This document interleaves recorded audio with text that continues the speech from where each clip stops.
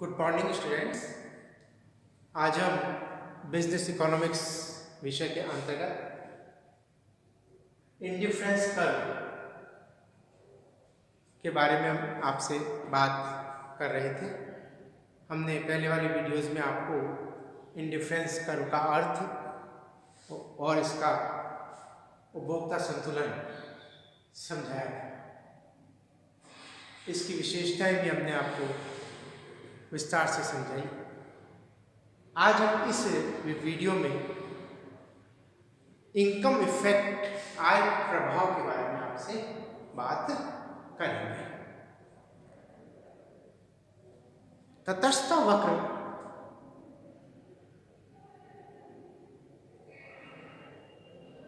के अंतर्गत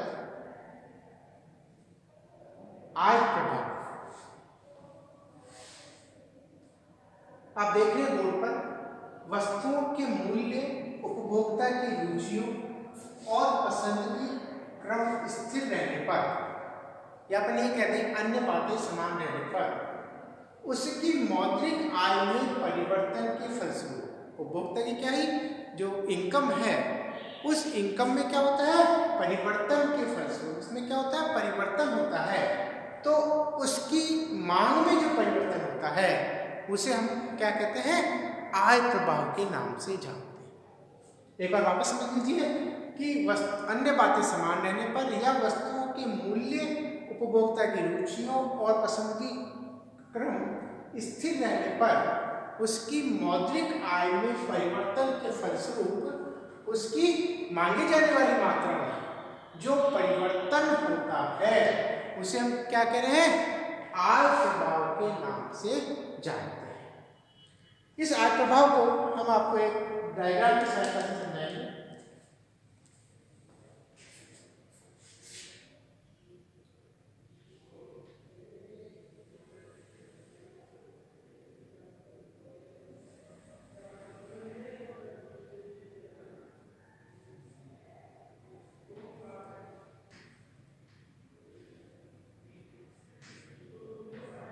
x axis, एक साइड एक्स वस्तु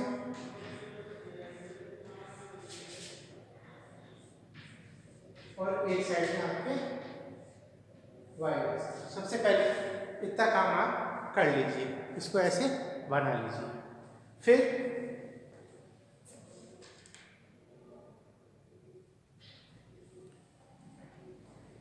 मूल्य रेखा बनाते हैं जिसे हम बजट डेटा के नाम से भी जानते हैं।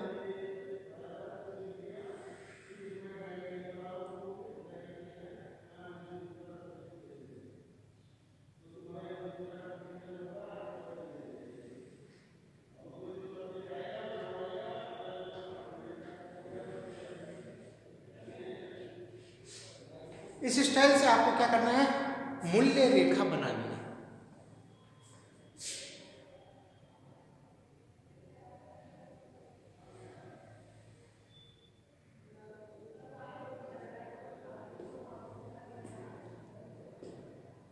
जैसे जैसे उपभोक्ता की आय में परिवर्तन होता है, मूल्य रेखा में भी क्या हो रहा है, परिवर्तन होता जाता है। तो आपको इस डायग्राम को बनाने के लिए पहले इस प्रकार से आपको क्या करना है, मूल्य रेखा बना लेनी है।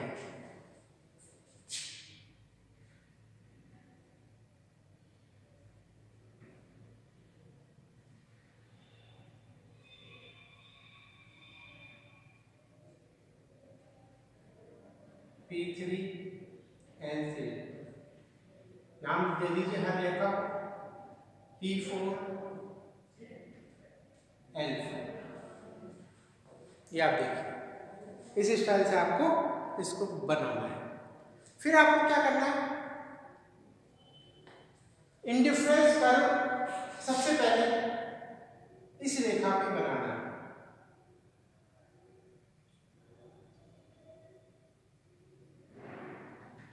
एक हल्का सा शेडेड, क्योंकि अपन को इनकम इफेक्ट बताना है। ये इंडिफरेंस कर्व इसको स्पर्श करते हुए बनाना है।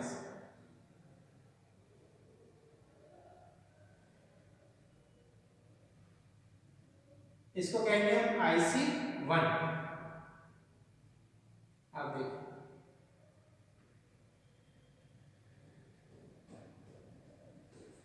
ये आप देखिए, इस स्थिति में संतुलन, हमने पहले संतुलन से समझ लिया है कि जहां इसका स्पर्श कर रही है बजट रेखा को, मूल्य रेखा को इंडिफरेंस कर, वही क्या होता है, संतुलन होता है। तो इस संतुलन की स्थिति में आप देखिए इस स्टाइल से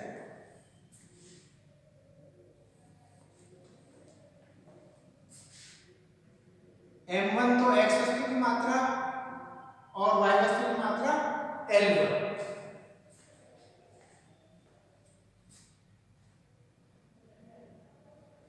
और ये होगा आपका Q1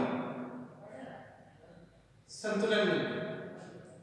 हमने कहा संतुलन वही होता है जहां मूल्य रेखा और इंडिफरेंस कर्व क्या है, आपस में यहां स्पर्श कर रहे हैं।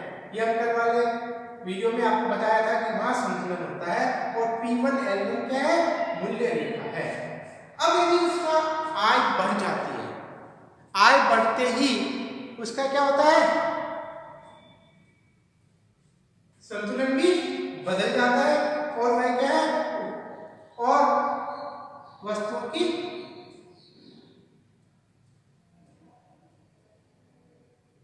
ये देखिए आप, ये संतुलन में बदलाव आया और हमने इंडिफरेंस कर ऊपर की ओर शिफ्ट हो गया। इस वक्त को कहेंगे IC2। इस स्थिति में मांगी जाने वाली वस्तु की मात्रा ये आप देखिए,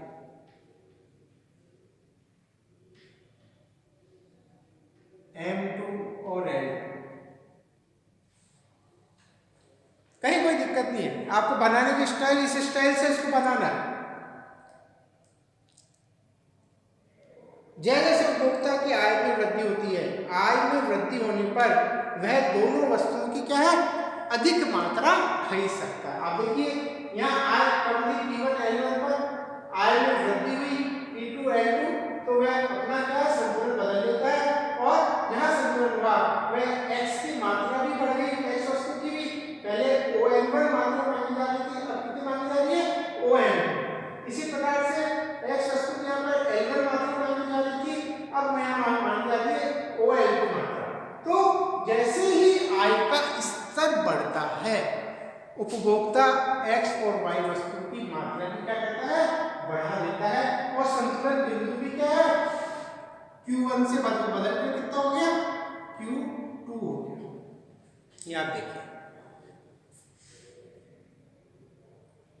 दोनों ही वस्तुओं की अधिक मात्रा में क्या करता है बच्चों, क्रय करता है, तथा ऊंचे उदासीनता वक्र पर संतुलन की स्थिति में होने के कारण वह क्या करता है, अधिक संतुष्टि प्राप्त करता है। इस तरह यदि आय में और वृद्धि होती है तो बजट रेखा क्या होती है, और ऊपर सरक जाती है। उसकी आय और बढ़ गई तो बजट रेखा P2 L2 से बढ़कर क्या हो जाएगी, P3 L3 हो जाएगी। और हमारा वक्र आप देखिए, ये हो जाएगा IC3, और फिर भी हमारी जो मूल्य रेखा है, आय में और वृद्धि हुई, और इसमें क्या हो गया, परिवर्तन हो गया। तो ये जो परिवर्तन है, ये इंडिफरेंस पर बढ़कर क्या हो गया, IC4 या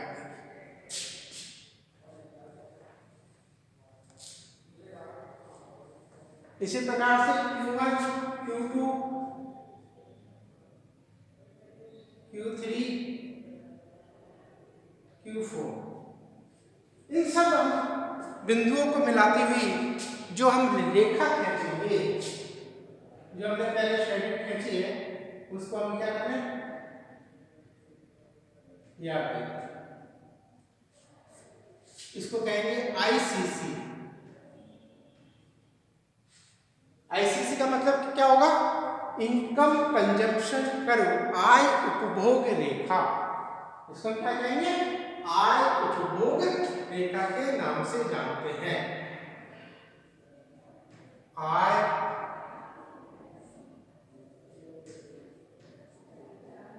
उपभोग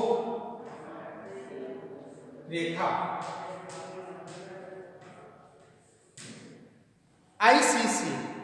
इनकम कंजम्पशन कर्व।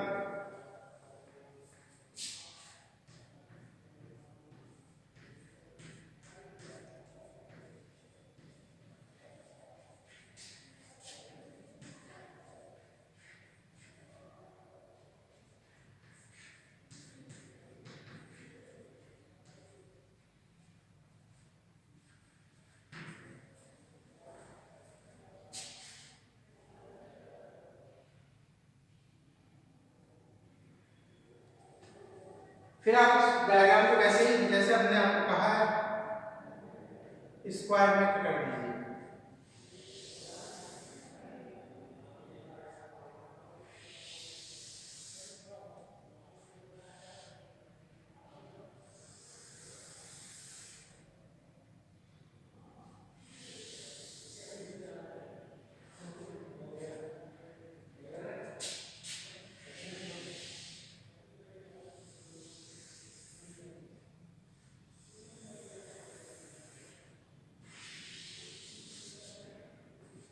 आप देखिए बिल्कुल साफ डायग्राम ऐसा बनना चाहिए, बिल्कुल सही। हमने कहा है कि जैसे जैसे आय का स्तर बढ़ रहा है, P1 L1 से P2 L2 होती है, फिर P3 L3 होता है, P4 L4 होता है, तो उपभोक्ता का संतुलन भी क्या है, बदलता जा रहा है। वह एक्स और वाई वस्तु की क्या है, ज्यादा मात्रा परचेज करता है। तो ये जो संतुलन बिंदु है, इस संतुलन बिंदु को मिलाने वाली जो रेखा हमने खींची है, इस रेखा को ही हम क्या कहते हैं, आय उपभोग रेखा या इनकम कंजम्पशन कर्व के नाम से जानते हैं।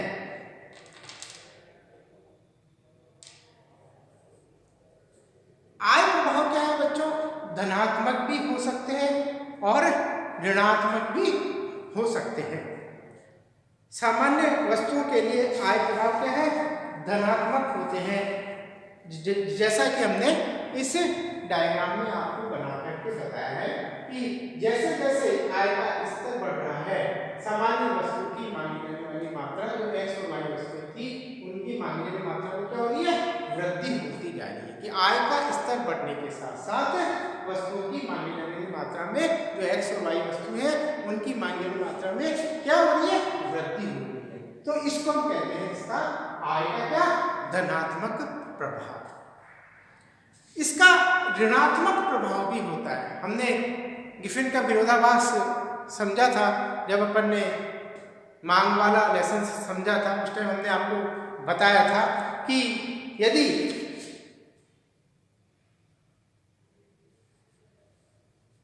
उपभोक्ता की आय बढ़ने पर किसी वस्तु की कम मात्रा क्रय करता है, तो ऐसी वस्तुओं की मांग पर आय प्रभाव क्या होती है, ऋणात्मक होती है। सामान्यतः क्या, निम्न कोटि अथवा हीन वस्तुओं की मांग पर आय प्रभाव ऋणात्मक होता है। आय बढ़ने पर कुछ वस्तुओं को हीन समझने लगता है तथा वह इनके स्थान पर क्या है, बढ़िया वस्तुएं क्रय करने लगता है। अतः हीन अथवा घटिया वस्तुओं की मांग आय बढ़ने पर क्या होती है, घट जाती है। तो उसका मांग वक्र ऐसे सीधा में जाकर के नीचे की ओर झुकता हुआ बनता है, क्योंकि उन वस्तुओं की मांग की मात्रा क्या होती है, घट जाती है, यानी ऋणात्मक हो जाती है। उसका प्रभाव क्या है, उसमें इनकम कंजम्पशन करके कैसा होता है, ऋणात्मक डाल वाला होता है। इसलिए लोगों की आय बढ़ने पर बाजरा, मक्का, जौ, जवार आदि का उपयोग कम करके वे क्या है, गेहूं, चावल आदि बढ़िया अनाजों का अधिक उपभोग करने लगते हैं। तो आय प्रभाव भी क्या है, दो प्रकार की स्थिति हो गई, धनात्मक और ऋणात्मक। ये जो स्थिति है आय प्रभाव में, वो कैसी स्थिति है, धनात्मक प्रभाव को बता रही है। अब यदि हमको ऋणात्मक प्रभाव का डायग्राम बनाना है, तो उसको भी आप बना सकते हैं, कोई दिक्कत नहीं है। बहुत सिंपल है, यही बना रहा हूं मैं, आप देखिए उसी स्टाइल से एक्स वाई कर दीजिए। इस साइड एक्स वस्तु, और इस साइड में y अक्ष। उसी स्टाइल से आप क्या करिए, मूल्य रेखा खींच लीजिए।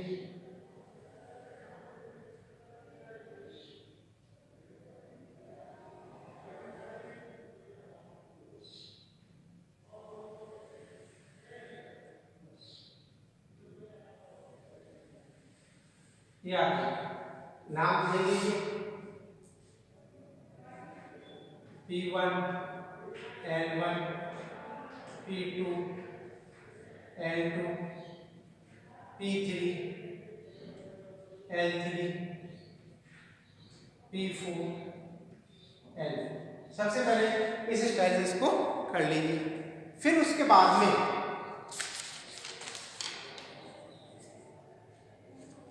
इसका जो मांग वक्र होता है वो इस प्रकार से होता है। तो पहले से आपको क्या करना है, रफली यहाँ संतुलन आकर के ये घटता हुआ आकर निम्न वस्तुओं के संदर्भ में, तो एक रफली आपको इस स्टाइल से वक्र बनाना है, जिससे आपको वक्र बनाने में क्या सुविधा रहेगी। फिर इनको स्पर्श करते हुए इंडिफरेंस कर्व आप बना दीजिए। IC1 ये देखिए, IC2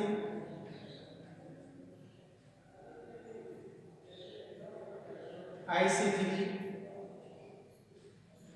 और ये IC4।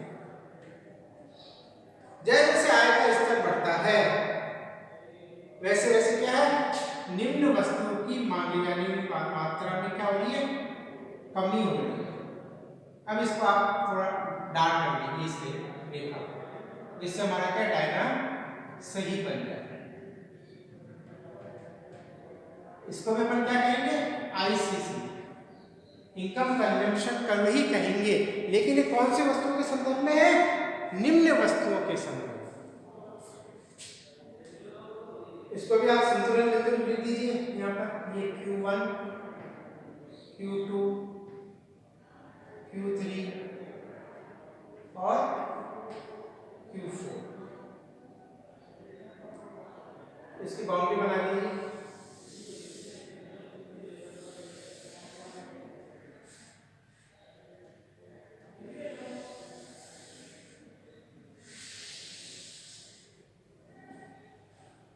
ये आप देखिए,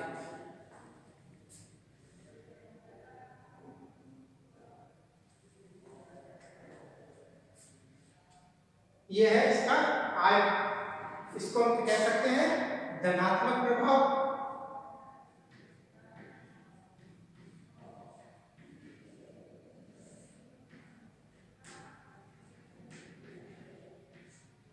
और ये ऋणात्मक प्रभाव, या बीच में ऊपर आप लिख दीजिए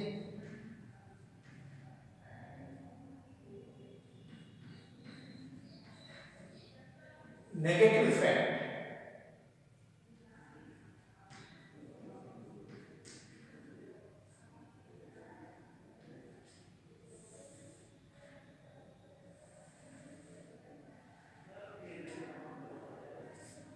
और ये हो गया आपका धनात्मक प्रभाव इस स्टाइल से। इसमें आप देखिए इंडिफरेंस कर्व सीधा बढ़ता हुआ जा रहा है, और इसमें क्या हो रहा है, इंडिफरेंस कर्व बिल्कुल नीचे झुकता हुआ है कि जैसे जैसे आय का स्तर बढ़ रहा है वैसे वैसे क्या है, निम्न वस्तुओं की मांगी जाने की मात्रा क्या होती है, घटती जाती है। ये आप देखिए, और इसको पास से मैं आपको बता रहा हूं कि धनात्मक वस्तु मांग वक्त सबसे पहले ये आप देखिए, और ये है ऋणात्मक वस्तुओं के संदर्भ में इंडिफरेंस कर्व। इसमें सीधा आप देखिए Q1 Q2 Q3 Q4 सीधी लाइन है, और इसके अंदर देखिए ये नीचे गिरता हुआ। तो इसलिए इसको हम क्या कहते हैं, ऋणात्मक प्रभाव। के आय का स्तर तो बढ़ रहा है लेकिन निम्न वस्तुओं की मांगी जाने मात्रा में वृद्धि नहीं है। इसे हम क्या कहते हैं? आय प्रभाव के नाम से जानते हैं। धन्यवाद।